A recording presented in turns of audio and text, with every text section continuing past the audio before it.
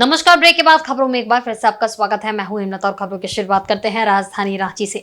झारखंड विधानसभा के मानसून सत्र के चौथे दिन सदन स्थगित हो जाने के बाद भी भाजपा विधायक सदन के अंदर बैठे रहे।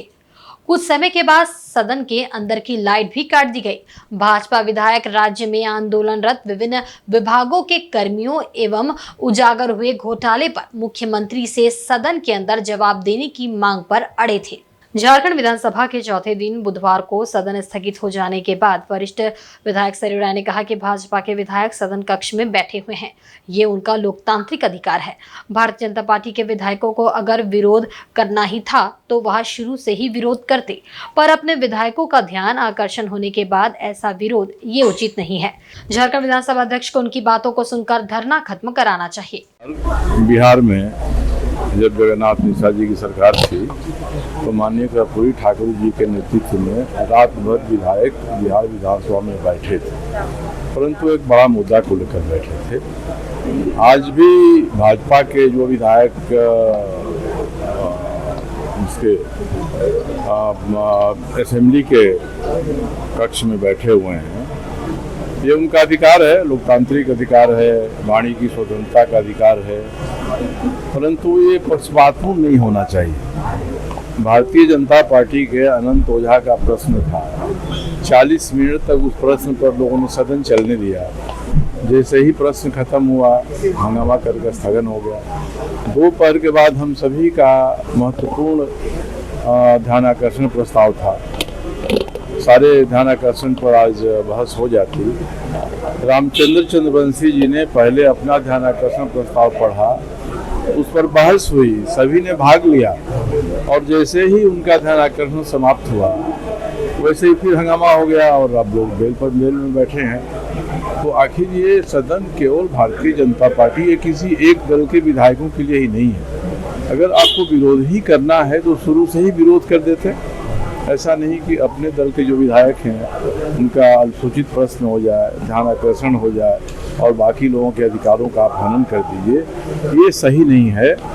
अन्यथा बाकी सबको आंदोलन करने का, सदन के वेल में बैठने का, ये सबका अपना उनके विवेक पर निर्भर करता है। वहीं राष्ट्रीय जनता दल के विधायक सत्यानंद भोक्ता का कहना था कि सदन नियम कानून से चलती है, विपक्ष के विधायकों के जब भी चाहने से जवाब नहीं दिया जा सकता।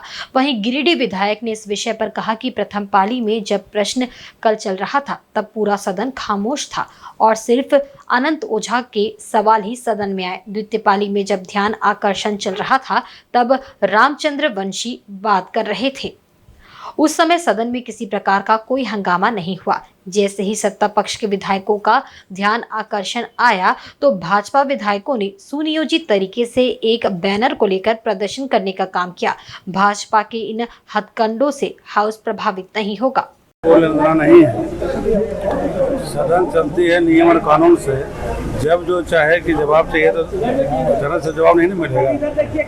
सत्र चल रहा है, सत्र माननीय मुख्यमंत्री ने कहा कि हम सभी को जवाब देंगे। इन लोगों के पास कोई काम नहीं है, हम लोग चाहते हैं सदन में रहेंगे तो वोट बढ़ेगा, उसे घट रहा है क्योंकि जनता का मुद्दा हम लोग उठा नहीं रहे हैं, अपने लाभ की बात कर रहे हैं। पता नहीं है कि हम वादा क्या किया और हम क्या दिए, उनको जानकारी नहीं है।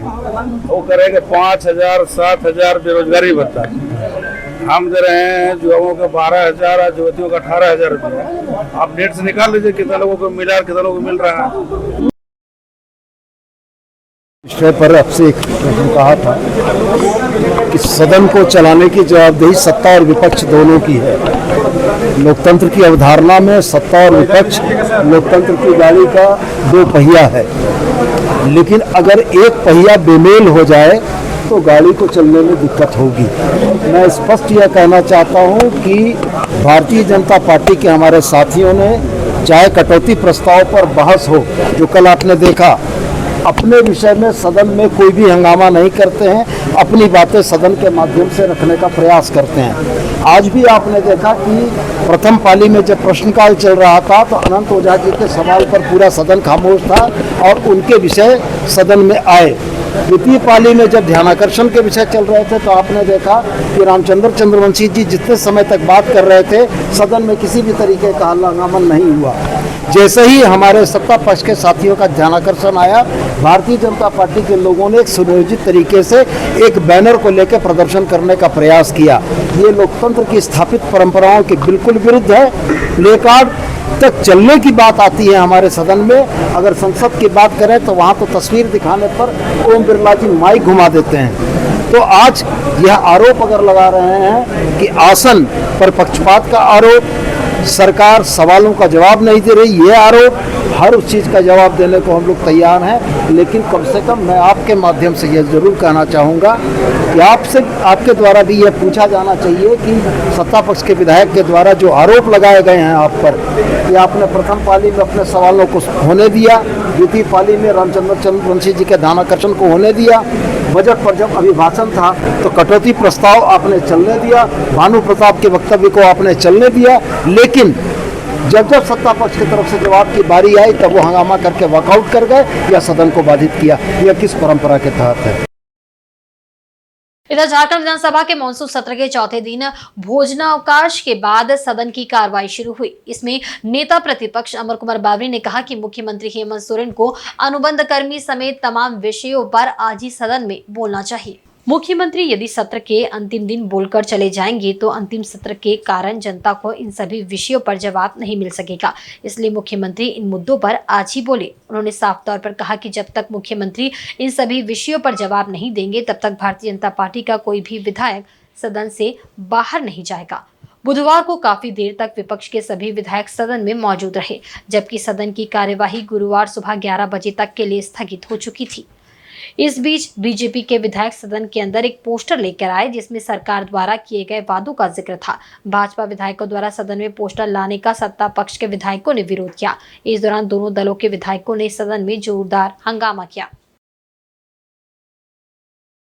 हम लोगों का ये कहना है, युवाओं के भविष्य के साथ जुड़ा हुआ विषय, झारखंड के तमाम लोगों के भविष्य के साथ जुड़ा हुआ विषय, इस पे हमको जवाब चाहिए। और जवाब नहीं होगा तो आज रात रुकना पड़े या कल दिन रुकना पड़े, 3 दिन है, हम लोग इसी सदन के अंदर रहेंगे, ये सदन को छोड़ के नहीं जाएंगे। मैं आपको ये कहने वाला, मुख्यमंत्री जी ने आज कहा सदन के अंदर कि विपक्ष के जो भी विषय हैं, मतलब राज्य के जो भी विषय हैं, चाहे वो पारा शिक्षकों का हो, सहायक पुलिसकर्मी का हो, मनरेगा कर्मी, आंगनबाड़ी सेविका, सहायिका, रसोईया, सहिया, एएनएम, जेएनएम, हेल्थ वर्कर, पोषण सखी, होमगार्ड, पंचायत स्वयंसेवक, जल सहिया, कृषि मित्र, कंप्यूटर ऑपरेटर, डाटा ऑपरेटर, व्यवसायी, प्रशिक्षित शिक्षक, राजपत्रित कर्मचारी, भूमि संचयी, दिव्यांगजन, जेएसएलपीएस, नगर पालिका सफाई कर्मी, बीआरपी, सीआरपी सहित सभी अनुबंध कर्मी, सभी संविदा कर्मी, 5 लाख युवाओं को रोजगार का विषय, प्रतिवर्ष 5,000 7,000 रोजगारी भत्ता का विषय।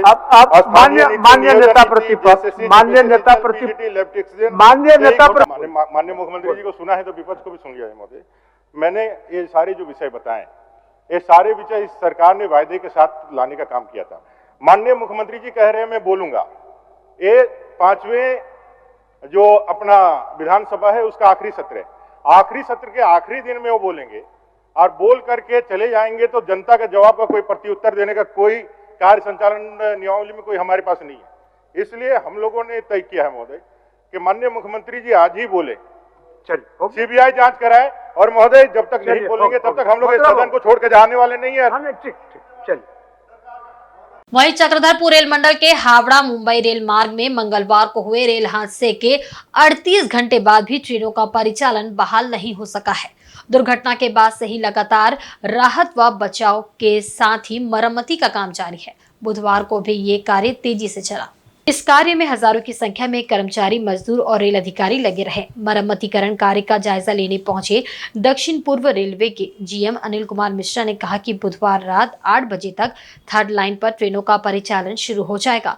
वहीं रात 12 बजे तक थर्ड लाइन, अप लाइन और डाउन लाइन पर एक साथ ट्रेनों का परिचालन शुरू हो जाएगा।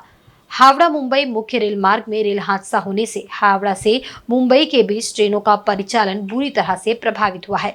कई ट्रेनों को रद्द कर दिया गया है, कई ट्रेन मार्ग बदलकर चल रही है। इससे यात्रियों को भारी परेशानियों का सामना करना पड़ रहा है। यही वजह है कि रेलवे भी तेजी से काम कर रही है ताकि जल्द से जल्द ट्रेनों का परिचालन इस रूट पर शुरू हो सके।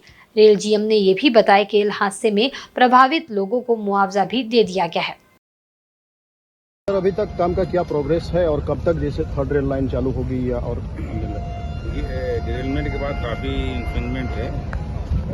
17 कोचे डिरेल हुए थे, उसके साथ उसका इंजन भी डिरेल हुआ था और 8 वैगन डिरेल हुए थे और काफ़ी वो इंटेंगल्ड हैं थे और हमने रात दिन काम करके सभी इंफ्रिंजमेंट हटा दिए हैं और पहली ट्रैक पे भी काम चल रहा है, स्लीपर बिछाना, रेलिंग करना और क्रेन वर्किंग में हमें ओची को भी हटाना होता है तो सब ओची हटाई गई थी, अभी उसको रिस्टोर कर रहे हैं। यहाँ पे रेलवे के 4 140 टन की ट्रेन काम कर रही थी। उसके अलावा हम लोगों ने रोड ट्रेन भी मंगाया था, 300 टन की रोड ट्रेन एक की, 200 की, 80 टन की। इसके साथ करीब डजन पोकलेन और जेसीबी मशीन भी काम कर रही है। तो वार फुटिंग में कंटिन्यूअस अभी तक हम लोगों ने काम किया है और अभी हमने सब इंफ्रिंजमेंट हटा दिए हैं और पहली रिस्टोरेशन वर्क चल रहा है। अभी थर्ड लाइन हम लोग बहुत ही जल्दी 2-3 घंटे के अंदर दे देंगे। उसके साथ आज रात तक हम लोग अप मेन लाइन और डाउन मेन लाइन भी ट्रैफिक के लिए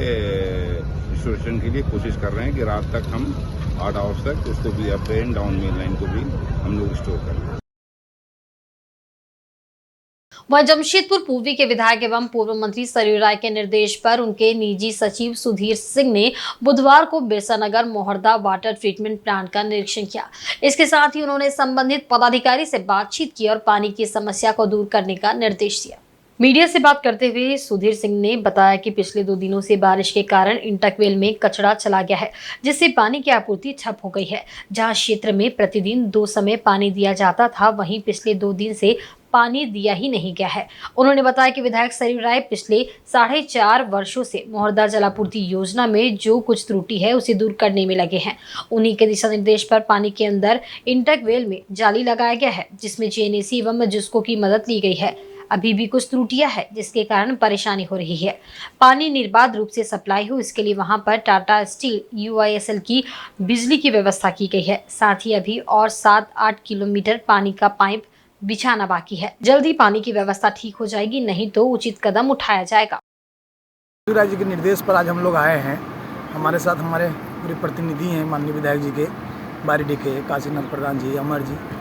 पिछले 2 दिनों से बरसात के कारण नदी में कचरा आ जाने से कई घरों में, क्षेत्र के कई घरों में पानी की आपूर्ति नहीं हो रही है। कई घरों में 2-2 बार आपूर्ति होती थी, अभी एक बार भी नहीं हो पा रही है। 2 दिन से जो अव्यवस्थित चल रहा था पानी का सप्लाई, उसको हम लोग आज जानकारी लेने के लिए, उसको ठीक कराने के लिए, क्षेत्र के लोगों को पानी मिले, इसके लिए हम लोग यहाँ वाटर ट्रीटमेंट प्लांट आए हुए हैं। यहाँ के जो मैनेजर हैं, सीनियर मैनेजर हैं, उनसे बात किए, वस्तु स्थिति की जानकारी लिए। पिछले 4.5 वर्षों में माननीय विधायक जी ने जब से चुनाव जीतने के बाद मोहर्दा जलापूर्ति को चैलेंज के रूप में लिया, अपना आप में टास्क बनाया और मोहर्दा जलापूर्ति के जो कई त्रुटियां थी उसको ठीक कराया। इंटकवेल में जाली लगाया पानी के अंदर, जो पहली बार हुआ है। पानी के अंदर जाली लगाना, वेल्डिंग करना, ये बहुत बड़ा चैलेंज था। माननीय विधायक जी ने इसके लिए जुस्को को, जेएनएसी को प्रयास करके ये करवाया।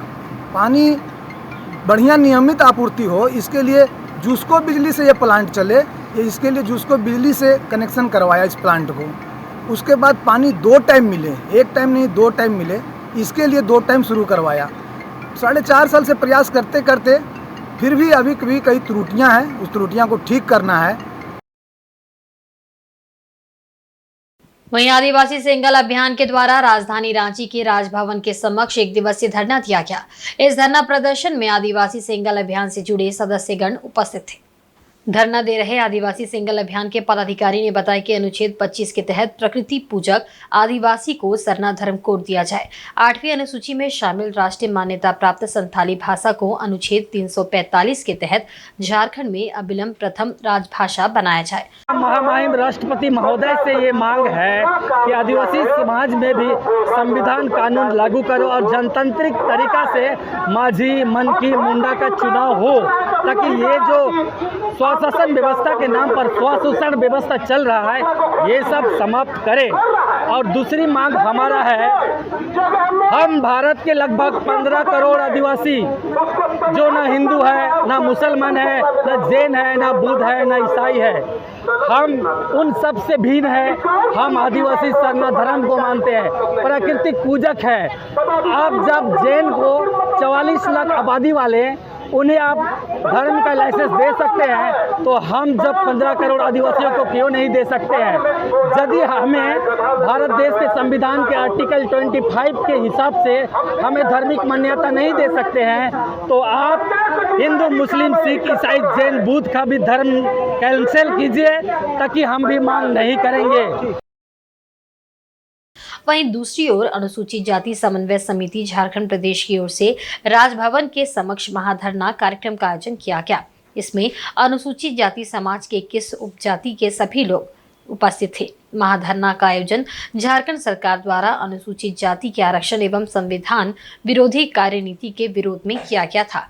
इसका नेतृत्व कर रहे समिति के समरीलाल ने कहा कि इसके माध्यम से झारखंड सरकार और कांग्रेसियों को ये चेतावनी देना चाहते हैं कि दलितों के साथ इस तरह का अत्याचार नहीं करे। आज के युवा वर्ग अपने हक और अधिकार के लिए हर संघर्ष करने को तैयार है। जब तक आरक्षण बहाल नहीं होगा तब तक संघर्ष जारी रहेगा। हम इस धरना के माध्यम से चेतावनी देना चाहते हैं कांग्रेसियों को, विशेषकर हेमंत सोरेन को, कि हम दलितों के साथ इस तरह से अन्याय मत करो रे भाई। ये कांग्रेसी आज से ही नहीं, जब से भारत में कांग्रेस सरकार आई उस समय से, चाहे वो नेहरू जी का ज़माना हो, इंदिरा जी का ज़माना हो, राजीव गांधी का ज़माना हो, हमेशा दलित परिवार को दबाया। आपने देखा 77 की 78 की घटना आपको मालूम है, जब जगजीवन राम का प्रस्ताव आने को था कि भारत के प्रधानमंत्री जब चरण सिंह जब हट गए थे, चौधरी चरण सिंह, तो बाबा साहेब का नाम प्रधानमंत्री के लिए आना था। ये कांग्रेसी लोग सब समर्थन वापस ले लिया कि एक दलित का बेटा कैसे बैठेगा, प्रधानमंत्री कैसे बनेगा। उसके बाद आप आइए बिहार में, जब हमारे नेता रामविलास पासवान थे, उनके साथ भी अन्याय हुआ। झारखंड में आप देखिए, अब जब पहली बार भारतीय जनता पार्टी ने किसी दलित के समाज के बेटा को नेता प्रतिपक्ष बनाया, अमर बावरी जी को, इन लोग को रास नहीं आ रहा कि वो क्यों बोलता है। परसों जब उनकी बात नहीं सुनी गई, उन्होंने अपनी बात को, जो मेरा बोलने का अधिकार है, उस पर जब वो बोले, तो यहाँ की जो सरकार के इशारे पर विधानसभा के अध्यक्ष ने उनके ऊपर कमेंट्स किया। झारखंड राज्य पंचायत सचिव संघ एवं झारखंड राज्य अराजपत्रित कर्मचारी महासंघ के बैनर तले पंचायत सचिवों ने बुधवार को जमशेदपुर जिला मुख्यालय के समक्ष 1 दिवसीय धरना दिया। इसके साथ ही उपायुक्त को मुख्यमंत्री के नाम एक मांग पत्र सौंपा। इनकी मांगों में मूल ग्रेड पे 2400 करने और प्रखंड पंचायती राज पदाधिकारी के पद पर 25% में शेष प्रोन्नति वरीयता के आधार पर देने, आरक्षित 25% पद पर सीमित प्रतियोगिता परीक्षा 3 बार अवसर देते हुए रिक्त स्थान भरने की मांगे शामिल है। धरना का नेतृत्व कर रहे जिला मंत्री महावीर महतो ने कहा कि उनकी दोनों ही मांगे पूर्व से लंबित है। इस कारण से राज्य भर में इसे लेकर आंदोलन चलाया जा रहा है। उन्होंने कहा कि सरकार द्वारा संचालित तमाम विकास योजनाओं को धरातल पर उतारने का दायित्व पंचायत सचिवों के कंधों पर है। 24 घंटा दायित्व के बोझ से दबे होकर समर्पित रूप से काम करना जीवन शैली बन गई है।